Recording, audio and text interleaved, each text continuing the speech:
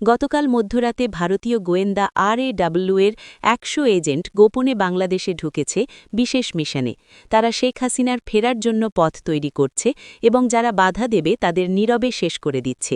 ইতিমধ্যে ২৫ জন নিখোঁজ হয়েছে এবং কেউ তাদের খুঁজে পাচ্ছে না। আজ সকালে ময়মনসিংহে আওয়ামী লীগের গোপন তালিকা ফাঁস হয়েছে, যেখানে জুলাই আন্দোলনে অংশ নেওয়া ২,০০০ ছাত্রের নাম, ছবি এবং ঠিকানা আছে এবং তাদের প্রত্যেকের জন্য আলাদা আলাদা শাস্তির পরিকল্পনা করা হয়েছে। কাউকে ফাঁসি, কাউকে গুলি আর কাউকে পিটিয়ে মেরে ফেলা হবে। গতকাল সন্ধ্যায় খুলনায় আওয়ামী লীগের নেতারা গোপন সভায় সিদ্ধান্ত নিয়েছে যে আগামী সপ্তাহে তারা ঢাকায় ৫ লক্ষ মানুষ নিয়ে এমন বিশাল মিছিল করবে যে ইউনূস সরকার ভয়ে পদত্যাগ করতে বাধ্য হবে এবং শেখ হাসিনা বিজয়ীর বেশে দেশে ফিরবে। আজ সকালে কুমিল্লায় আওয়ামী লীগের হিট স্কোয়াড জামাতের স্থানীয় আমিরকে রাস্তা থেকে তুলে নিয়ে গিয়ে এমনভাবে পিটিয়েছে যে তাকে আর চেনা যাচ্ছে না এবং তারপর তার মৃতদেহ জামাত অফিসের সামনে ফেলে রেখে গেছে, সবার জন্য শিক্ষা হিসেবে। আজ সকালে ঢাকার গুলশানে আওয়ামী লীগের হিট স্কোয়াড ইউনূস সরকারের ৩ জন উপদেষ্টার বাড়িতে গিয়ে হুমকি দিয়ে এসেছে যে আর মাত্র ১০ দিন বাকি, তারপর তাদের জীবিত থাকার কোনো সুযোগ নেই।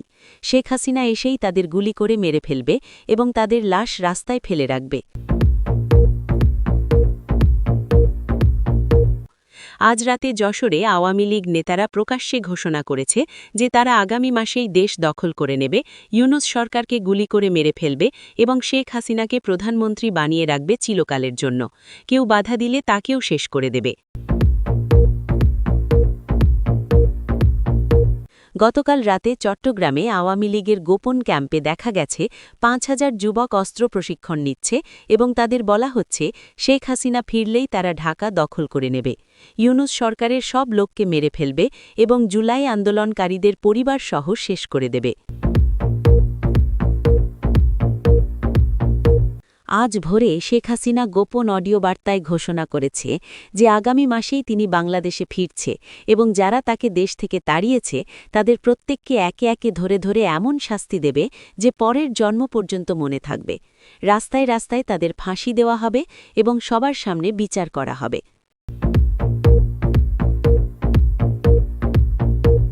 আজ ভোরে রাজশাহীতে আওয়ামী লীগের সশস্ত্র বাহিনী জামাতের ১০টি অফিসে একসাথে হামলা চালিয়ে আগুন ধরিয়ে দিয়েছে এবং যারা পালাতে গিয়েছিল তাদের পিটিয়ে রাস্তায় ফেলে রেখে এসেছে। তারা চিৎকার করে বলছিল, জামাতের এক এক করে সব অফিস পুড়িয়ে দেব এবং সবাইকে মেরে শেষ করব। গতকাল রাতে বরিশালে শেখ হাসিনার একজন বিশেষ দূত এসে আওয়ামী লীগ নেতাদের বলেছে যে ভারত সরকার শেখ হাসিনাকে বিশেষ সামরিক বিমানে ঢাকায় পাঠাবে এবং সেদিন বাংলাদেশ সেনাবাহিনী তাকে সালাম দিয়ে স্বাগত জানাবে, কারণ সেনাপ্রধান ইতিমধ্যে আওয়ামী লীগের পক্ষে চলে গেছে। আজ দুপুরে সিলেটে আওয়ামী লীগের ছাত্রলীগ কর্মীরা জুলাই আন্দোলনের ২ জন সমন্বয়ককে ধরে নিয়ে গিয়ে নির্মমভাবে পিটিয়ে মেরেছে এবং তাদের মৃতদেহ রাস্তায় ফেলে রেখে এসেছে। তাদের গলায় একটি কাগজ ছিল যেখানে লেখা, এটাই হবে সব বিশ্বাসঘাতকদের পরিণতি।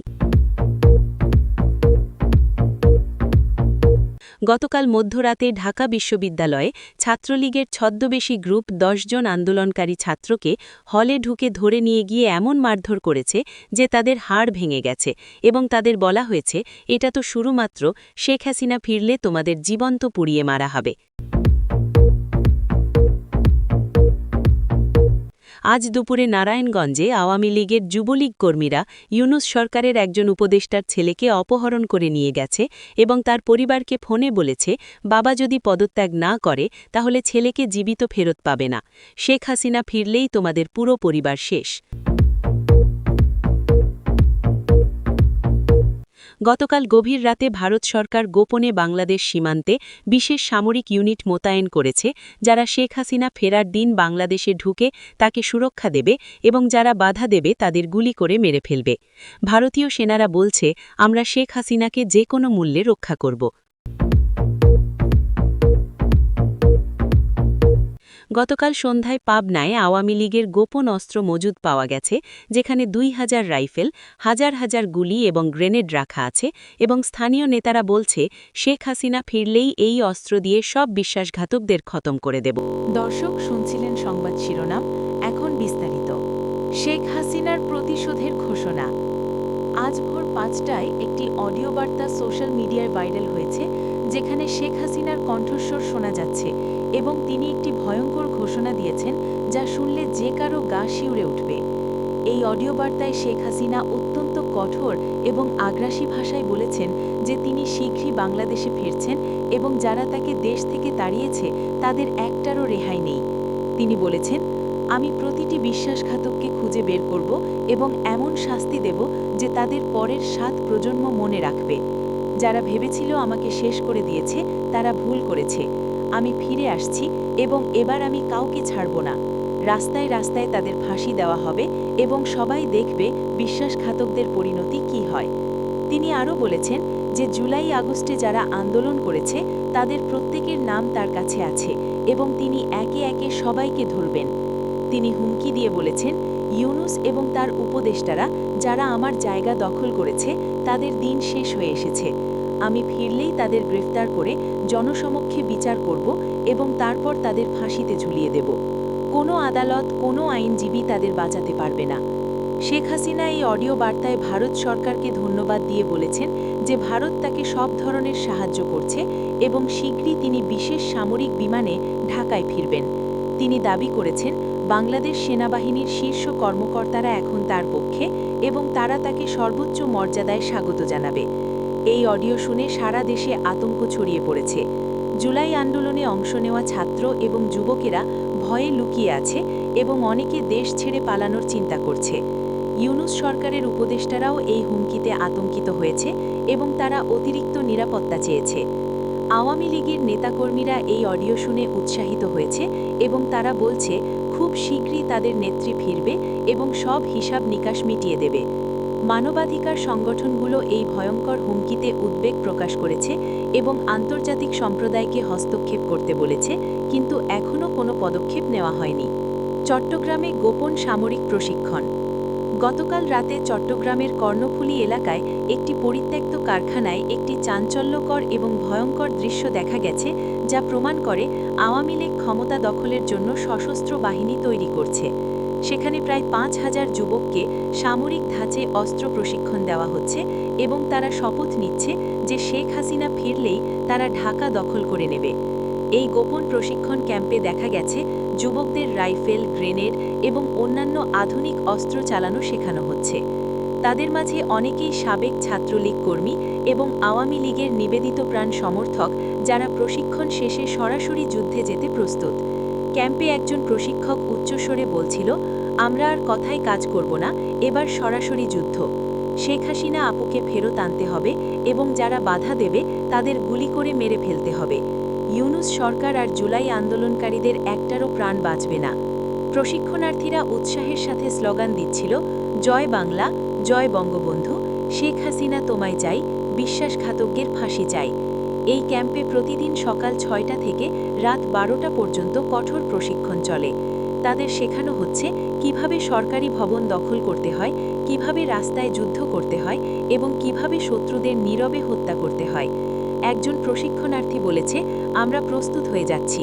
শেখ হাসিনা আপু যেদিন ফিরবে সেদিন আমরা ঢাকায় ঢুকে গিয়ে ইউনূস এবং তার সব লোককে গুলি করে মেরে ফেলব, তারপর আমরা দেশ দখল করে নেব এবং আওয়ামী লীগকে চিরকালের জন্য ক্ষমতায় রাখব। এই গোপন ক্যাম্পের খবর ফাঁস হওয়ার পর সরকার তদন্ত শুরু করেছে, কিন্তু ক্যাম্পের কর্মীরা এতটাই সতর্ক যে তারা নিয়মিত জায়গা বদল করে এবং পুলিশ তাদের ধরতে পারছে না। ঢাকা বিশ্ববিদ্যালয়ে রাতের হামলা। গতকাল মধ্যরাতে ঢাকা বিশ্ববিদ্যালয়ের ফজলুল হক হলে একটি ভয়াবহ এবং পরিকল্পিত হামলা হয়েছে, যা প্রমাণ করে ছাত্রলীগ আবার সক্রিয় হয়ে উঠেছে এবং তারা জুলাই আন্দোলনকারীদের একে একে শেষ করে দিতে শুরু করেছে। রাত ২টার দিকে প্রায় ৫০ জন ছদ্মবেশী হামলাকারী হলে ঢুকে ১০ জন ছাত্রকে টার্গেট করে তাদের রুম থেকে টেনে বের করে এবং হলের করিডোরে নিয়ে এসে নির্মমভাবে মারধর করে। হামলাকারীরা লোহার রড, হকি স্টিক এবং ধারালো অস্ত্র দিয়ে এত জোরে মেরেছে যে ছাত্রদের হাড় ভেঙে গেছে এবং তারা রক্তে ভাসছিল। হামলার সময় তারা চিৎকার করে বলছিল, তোরা শেখ হাসিনাকে তাড়িয়ে দিয়েছিস, এখন তোর পালা। শেখ হাসিনা আপু ফিরলে তোদের জীবন্ত পুড়িয়ে মারা হবে। হামলার পর তারা দ্রুত পালিয়ে যায় এবং হলের ছাত্ররা আহত 10 জনকে হাসপাতালে নিয়ে যায়।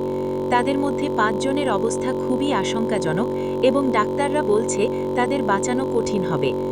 আহত ছাত্রের একজন হাসপাতালের বিছানায় শুয়ে কাঁদতে কাঁদতে বলেছে, তারা আমাকে বলেছে এটা তো শুরু মাত্র। শেখ হাসিনা ফিরলে আমাকে এবং আমার পরিবারকে কেউ বাঁচাতে পারবে না।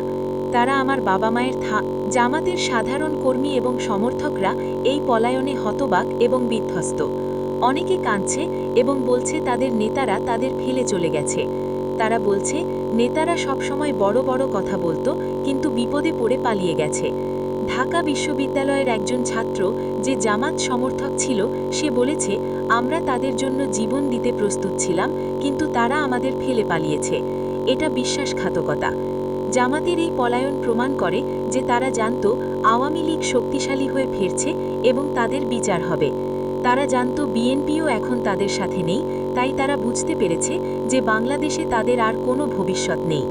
পাকিস্তানে পৌঁছে জামাতের একজন নেতা সোশ্যাল মিডিয়ায় একটা পোস্ট দিয়েছে, যেখানে সে লিখেছে, আমরা সাময়িকভাবে পিছু হটছি, কিন্তু আমরা হার মানিনি, আমরা ফিরে আসব। কিন্তু বাংলাদেশের মানুষ এই পোস্টে হাসছে এবং মন্তব্য করছে যে তারা কাপুরুষ এবং তারা আর কখনো ফিরতে পারবে না।